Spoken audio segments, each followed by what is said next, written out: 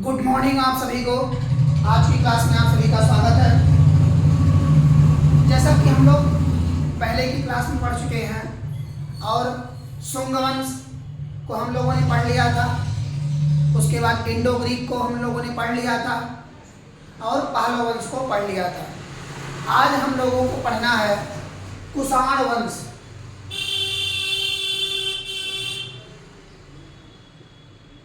कुषाण वंश कुषाण वंश सबसे अच्छी बात क्या है कि अप्रैल में ही आप सभी के लिए 37,200 कुछ पदों के लिए यूपीपी की वैकेंसी आ गई है, जो कि अलग अलग कंपनियों द्वारा उसकी नियुक्ति की जाएगी, जिनसे यह एग्ज़ाम करवाया जाएगा। तो आप सभी लोग अभी से ही तैयार हो जाइए। क्योंकि तैयार होने की कोई उम्र नहीं होती, या कहाँ जाए कहाँ से स्टार्ट किया जाए ये भी कोई पहलू नहीं है। जहाँ से स्टार्ट होने लायक हो वहीं से प्रारंभ कर दिया जाए, क्योंकि छोटे क्लास से ही प्रारंभ कर करके आगे की तरफ अच्छा किया जा सकता है। तो आज हम लोगों को यहाँ क्या करना है, कुषाण वंश। ठीक है, कुषाण वंश में 4 सबसे महान शासक हुए, जिनके बारे में हम लोगों को आज पढ़ना है। और उन चारों में पहले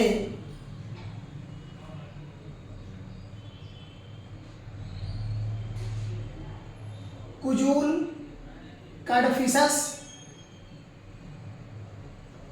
दूसरा विम कडफिसस,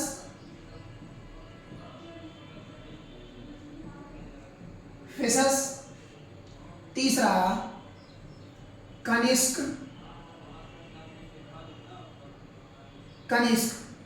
और चौथे जो राजा है उनका नाम है हुविस्क।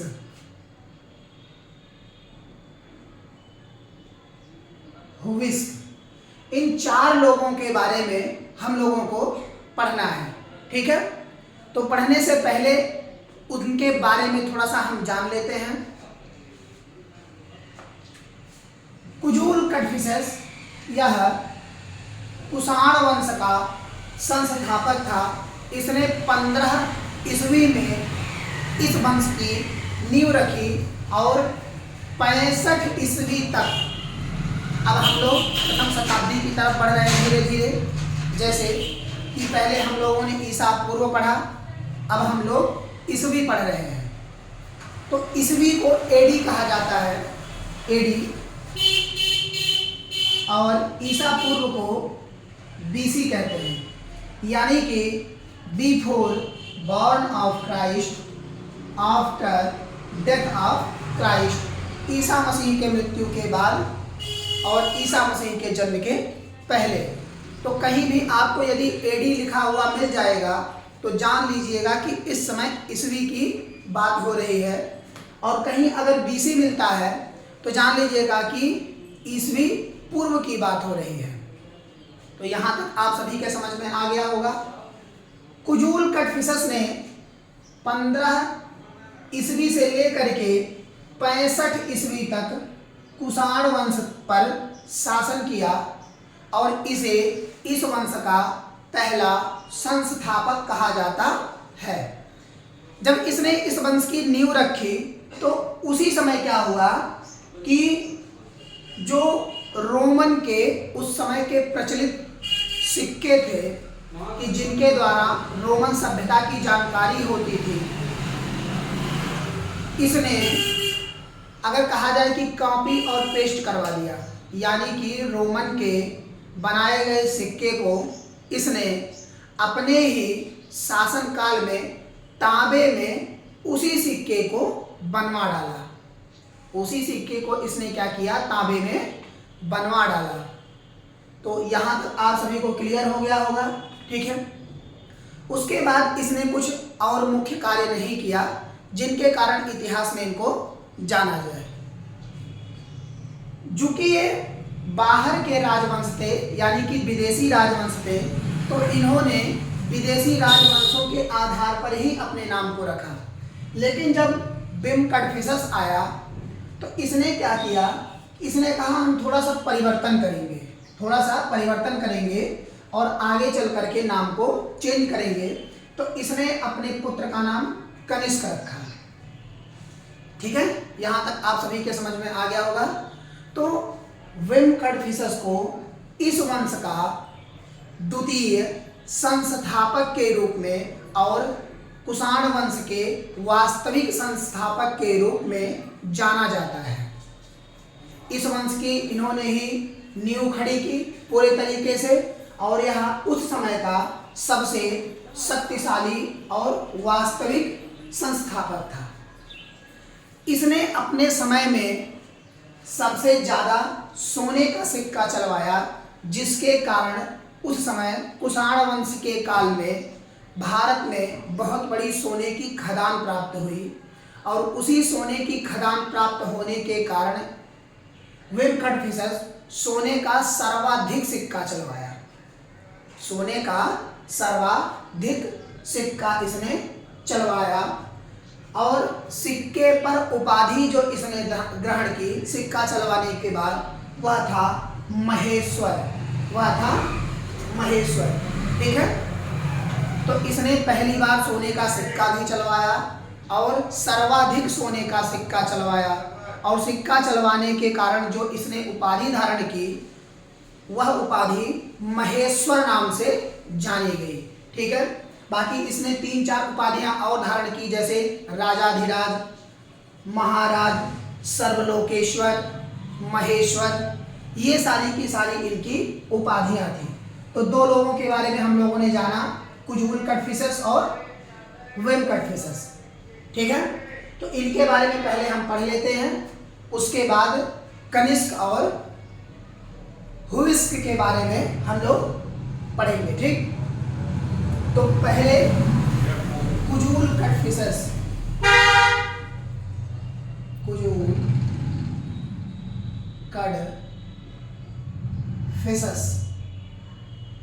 कड़फिसस। ठीक है, इसे कुषाण वंश का संस्थापक कहा जाता है। इस वंश का संस्थापक कहा जाता है। ठीक है, इसे इस वंश का संस्थापक कहा जाता है।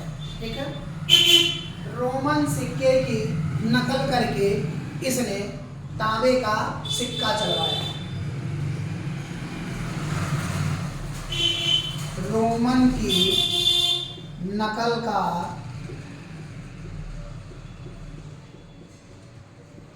तांबे का सिक्का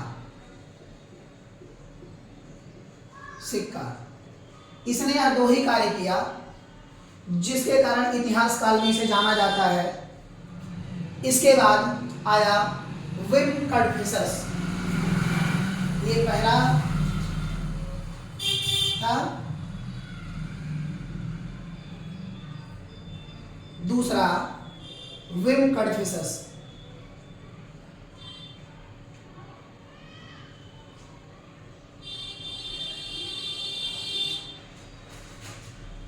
विम कड़फिसस, इसे इस वंश का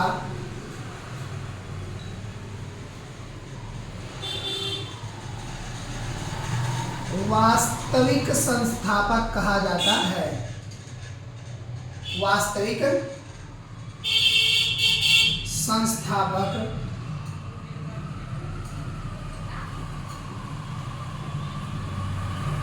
कहा जाता है। इसे इस वंश का वास्तविक संस्थापक कहा जाता है। ठीक है, इसने सर्वाधिक सोने का सिक्का चलाया। इसने सर्वाधिक सोने का सिक्का चलाया।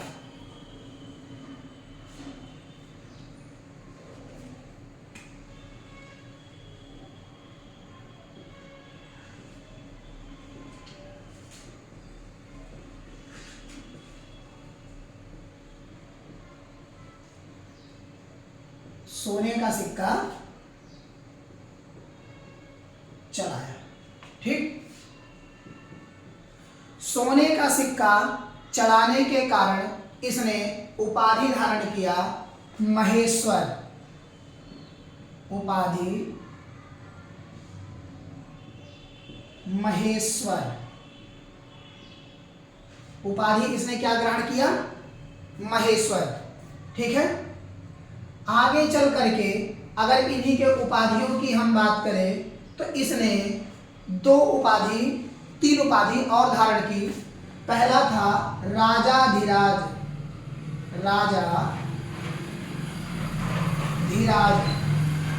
और राजाधिराज के बाद इसने अगली उपाधि धारण की महाराज, और चौथी उपाधि सर्वलोकेश्वर।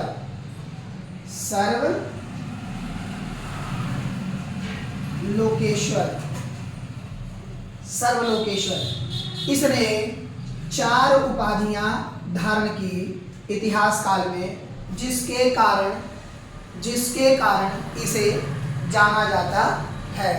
ठीक है, जो पहली उपाधि है यह सोने का सिक्का चलाने के कारण इसने धारण किया था, जिसे महेश्वर कहा गया।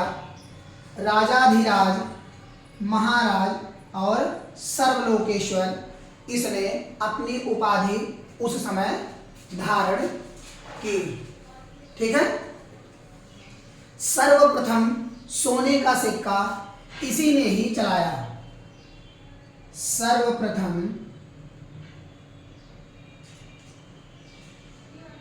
सोने का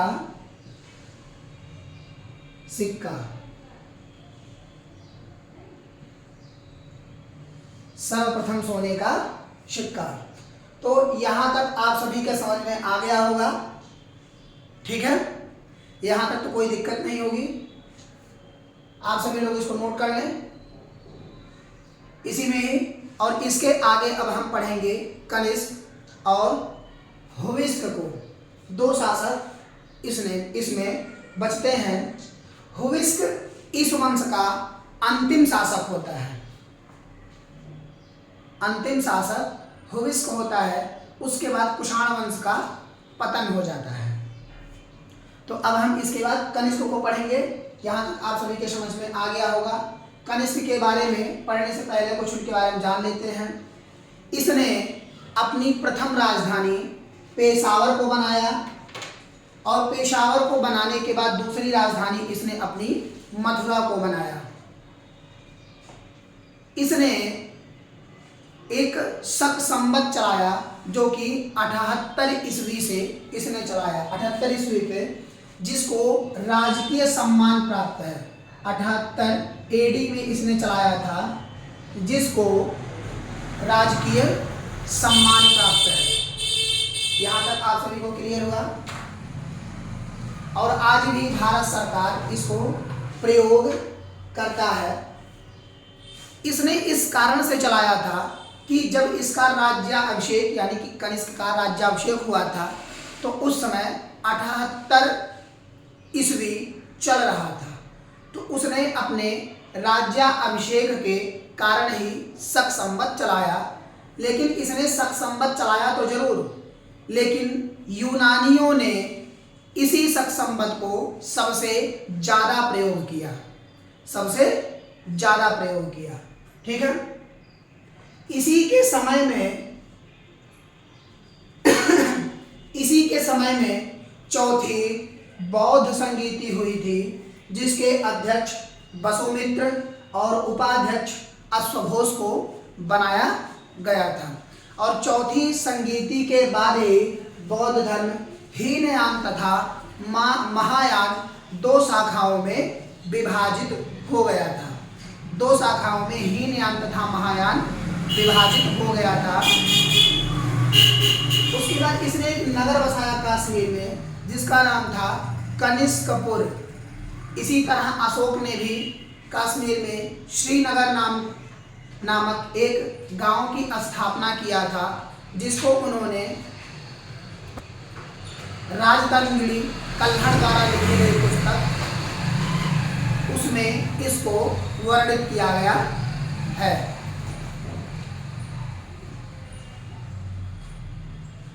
तो यहां तक आप सभी को क्लियर है।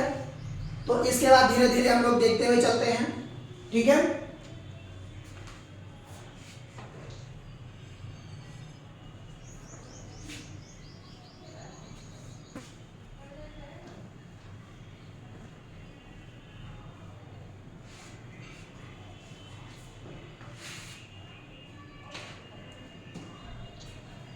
कनिष्क,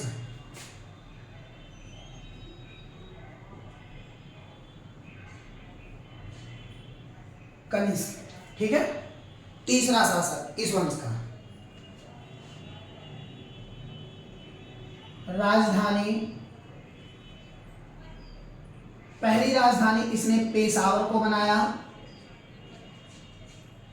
तथा दूसरी मथुरा, मथुरा को, ठीक है। 78 AD अर्थात ईस्वी का शक संवत जारी किया। शक संवत या संवत भी इसको बोलते हैं, संवत जारी किया, ठीक है, अपने राज्यारोहण के समय, अपने राज्यारोहण के समय, ठीक है, अपने राज्यारोहण के समय इसने शक संवत जारी किया।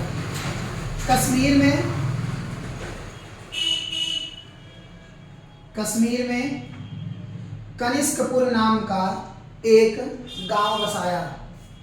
कनिष्कपुर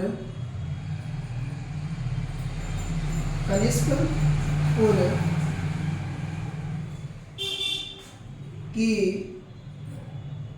स्थापना, कनिष्कपुर की स्थापना, ठीक है।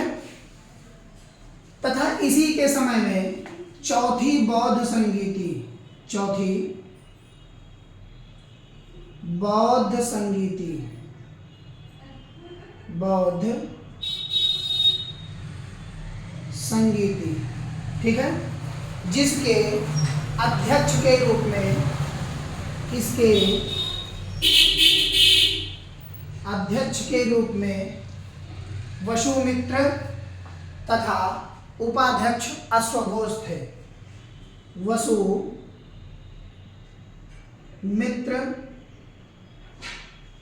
उपाध्यक्ष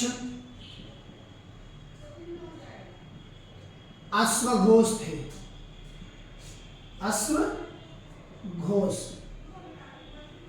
अश्वघोष, ठीक है। क्या हुआ कि कनिष्क जब उस समय बौद्ध धर्म के बारे में जानकारी करने के लिए बोधगया आया, तो वह अश्वघोष को पाया, जो कि अश्वघोष वसुमित्र से ज्यादा ज्ञानी था। तो इन्होंने क्या किया, कनिष्क ने कहा कि यदि मैं अध्यक्ष अश्वघोष को बना देता हूं तो वसुमित्र का अपमान होगा। इसी कारण से कनिष्क ने चौथी बौद्ध संगीति में उपाध्यक्ष के रूप में अश्वघोष को रखा। और इसी समय बौद्ध धर्म की दो शाखाओं में विभाजन हो गया। बौद्ध धर्म क्या हुआ, दो शाखा में बट गया। इधर आप सभी के समझ में आ गया हो, इसको मैं बता दे रहा हूं। बौद्ध धर्म दो शाखाओं में बट गया, हीनयान तथा महायान। हीनयान तथा महायान। बौद्ध धर्म का विभाजन, ठीक। और यहां से ये दो शाखाओं में बट गया, पहला हीनयान हीनयान तथा दूसरा महायान शाखा। महायान शाखा, हीनयान शाखा। ठीक है।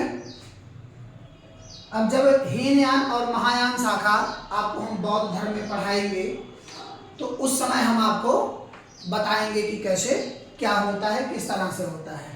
ठीक है। तो यहां तक आप सभी के समझ में आ गया होगा। ठीक है। और इसी के समय में बौद्ध धर्म की एक पुस्तक को संकलित किया गया जिसे कहा गया विभाषा शास्त्र।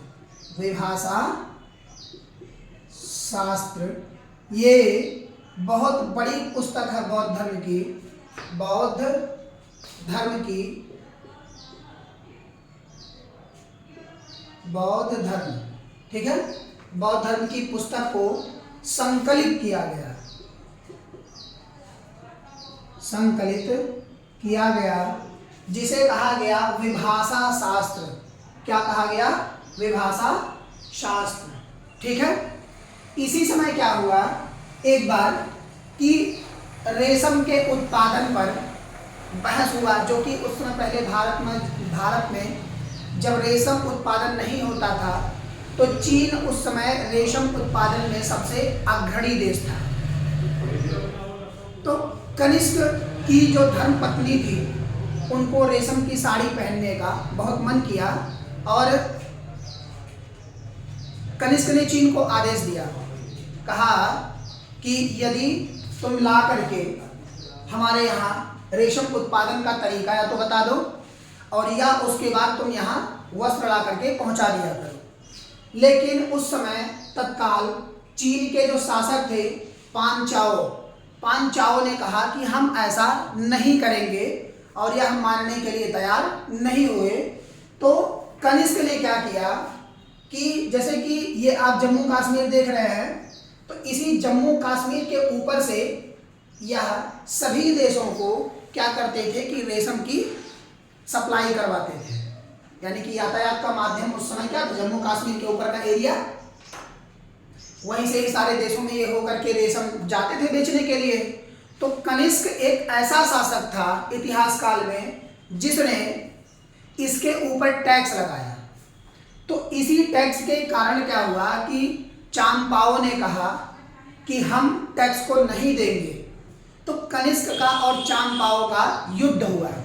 तो पहले युद्ध जब हुए तो उस युद्ध में कनिष्क की पराजय हुई, लेकिन दूसरे युद्ध में कनिष्क जीत गया और इसने चीन के उस रेशम उत्पादन पर अपना नियंत्रण कर लिया और नियंत्रण करने के बाद उस पर टैक्स लगाया और कहा कि यदि तुम यहाँ से व्यापार करने के लिए जाते हो इस मार्ग से तो हमें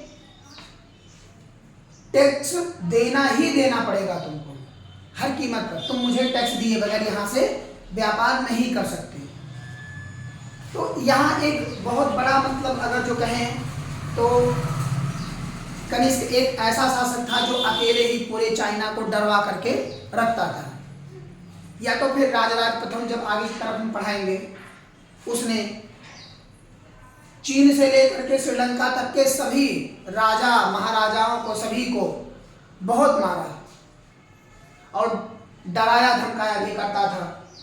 उसके बगैर आदेश के कोई भारत आने के लिए नहीं राजी होता था। तो यहां तक आप सभी के समझ में आ गया। तो कनिष्क एक ऐसा शासक था जिसने चीन के रेशम उत्पादन पर कर लगाया। चीन के रेशम पर कर लगाया, चीन पर कर लगाया। ठीक है, या हम कह सकते हैं चीन के रेशम पर कर लगाया।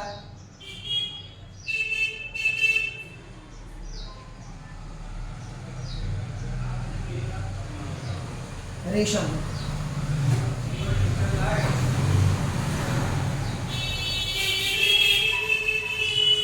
कर लगाया। और उसी समय इसका युद्ध भी हुआ, इसका पांचाओं से युद्ध भी हुआ। पांचाओ जो कि चीन का रहने वाला था, पांचाओ।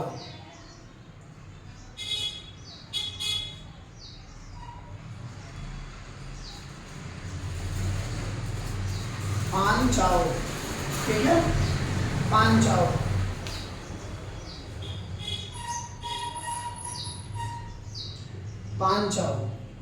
पांचाओ से इसका युद्ध हुआ और पहले युद्ध में कनिष्क हारा, दूसरा युद्ध जीता। दूसरा युद्ध कनिष्क जीता और इसने चाइना के सिल्क पर कर लगाया, जो कि चाइना को देना पड़ता था, जो कि चाइना को क्या करना पड़ता था, देना पड़ता था। ठीक, यहां तक आप सभी के समझ में आ गया होगा, यहां तक कोई दिक्कत नहीं होगी। अब हम इसके आगे चलते हैं, अब हम इसके आगे चलते हैं। ठीक है, इसके आगे क्या हुआ, कनिष्क ने उस समय पाटलिपुत्र पर जब आक्रमण किया तो वहां से बहुत सारे सामान को लेकर के अपने राजधानी पेशावर या मथुरा आया। बुद्ध का भिक्षापात प्रसिद्ध विद्वान उस समय जो थे अश्वघोष, उनको लेकर के आया था, जिनको यह क्या किया था, उपाध्यक्ष बनाया था अश्वघोष को। अश्वघोष जो कि बहुत ज़्यादा ही विद्वता में परिपूर्ण थे वसुमित्र से, लेकिन फिर भी इसने इनको उपाध्यक्ष बनाया, जिससे हमारे गुरु की निंदा ना हो, इस कारण से।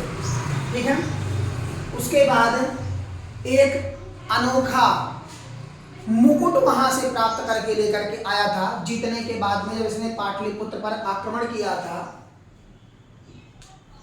तो उसको ला करके वह अपने साम्राज्य में रखा। ठीक है, तो यहाँ जब इसने पाटलिपुत्र पर आक्रमण किया,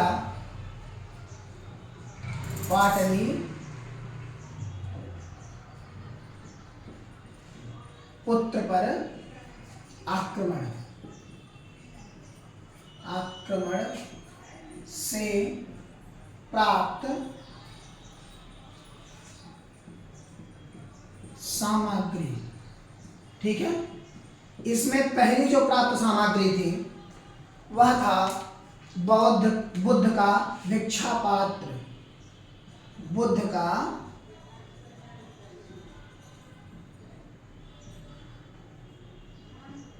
भिक्षा पात्र। ठीक है, बुद्ध का भिक्षा पात्र। प्रसिद्ध विद्वान अश्वघोष। ठीक है, तीसरा जो था इसे प्राप्त हुआ था वह था अनोखा मुकुट।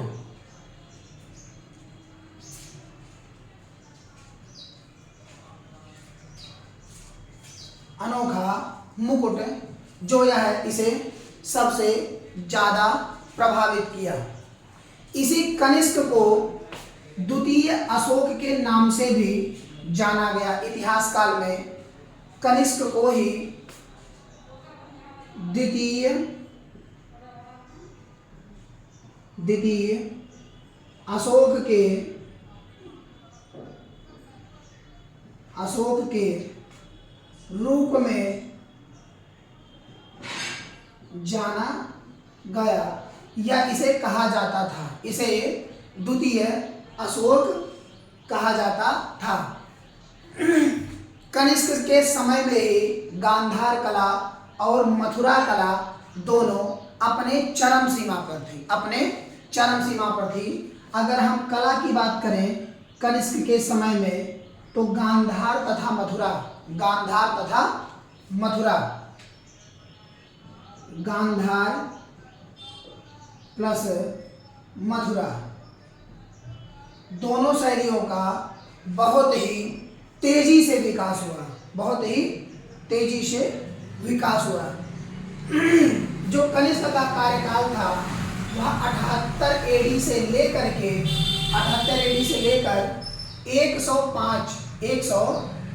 105 एडी तक इसका कार्यकाल रहा। ठीक है, 65 से 78 एडी तक वेंकटफिशस और 15 ईस्वी से लेकर के 65 ईस्वी तक कुजूल कटफिशस का कार्यकाल रहा। तो यहाँ तक आप सभी को क्लियर हो गया, यहाँ तक कोई दिक्कत नहीं है। जितने भी वनडे एग्जाम हो रहे हैं उन सभी के टॉपिक से जहाँ जहाँ से क्वेश्चन बन सकता है, जिस तरह से बन सकता है और जहाँ से एग्जामिनर अपना दिमाग लगा करके पूछ सकता है, ये सब वहाँ से छटे हुए आपके क्वेश्चन हैं जो कि किसी भी आपके वनडे एग्जाम में आ सकते हैं। यहाँ तक कि आप यदि पीसीएस सबसे बड़ी राज्य स्तरीय अगर हम एग्जाम की बात करें तो वह है, ठीक है, उसमें आप किसी भी पेपर को उठाएंगे तो यहाँ से आपको 1 से 2 क्वेश्चन जरूर मिलेंगे। ठीक है, क्योंकि विदेशी राजवंश में 4 ही ऐसे राजवंश हैं, यानी कि इंडो ग्रीक, शक, पहलव और कुषाण। मैंने बताया था शार्ट ट्रिक के माध्यम से, जिससे आप याद रखेंगे कि I, S, P और K, ये 4 आप याद रखिएगा, जिनसे आपको कभी भूलेगा नहीं। इंडो ग्रीक, शक, पहलव और कुषाण वंश इस समय हम लोग पढ़ रहे हैं। ठीक है, तो यहाँ तक आप सभी को क्लियर हो गया है, कोई दिक्कत नहीं है। इनके अंतिम शासक के रूप में होविस्क को जाना गया। होविस्क का कुछ ज़्यादा ऐतिहासिक महत्व अगर हम कहें नहीं था, जिनके कारण इसे जाना गया। इसने अपनी राजधानी को थोड़ा परिवर्तित करके और मथुरा बनाया। ठीक है, और उसी के शासन सत्ता का पूर्ण काल यह बना। तो हम इसके बाद होविस्क को पढ़ लेते हैं। तो यहाँ तक आप सभी के समझ में आ गया होगा। अब इसके आगे हम पढ़ना प्रारंभ करते हैं।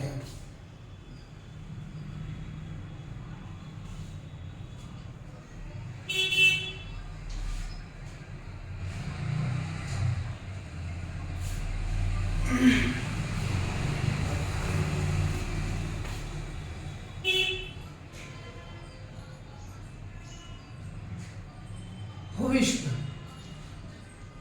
इसने अपने केंद्र को मथुरा बनाया तथा जो इसने सिक्का प्रचलित किया उस पर नंदी, शिव, स्कंद एवं विष्णु के चित्र को बनाया, विष्णु के चित्र को बनाया। ठीक है, उसमें शासन का केंद्र, शासन का केंद्र इसने मथुरा को बनाया, मथुरा को बनाया तथा इसने अपने सिक्के पर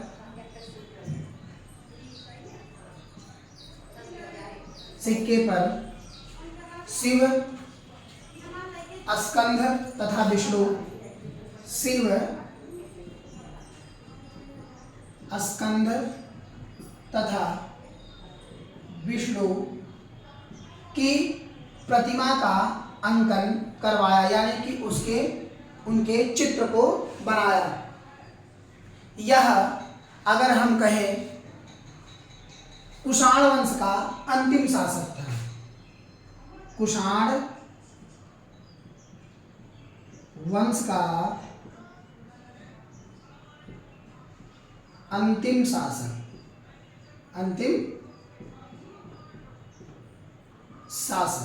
इसे कुषाण वंश का अंतिम शासक माना जाता था।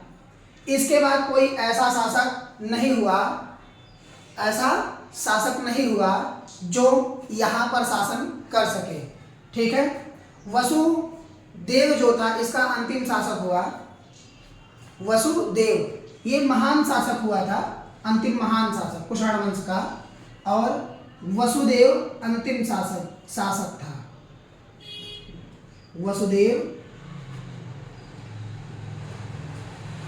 अंतिम शासक था। ठीक, यहां तक आप सभी के समझ में आ गया है। तो आज हम लोग यहां तक पढ़ लिए हैं। अब इसके आगे जो है हम कल पढ़ेंगे। कल हमें जो पढ़ना है वो कनिष्क के दरबार में कौन कौन से विद्वान रहते थे, किस किस प्रकार की उन्होंने पुस्तकें लिखी, जैसे अश्वघोष, नागार्जुन, चरक, वसुमित्र। ठीक है, उसके बाद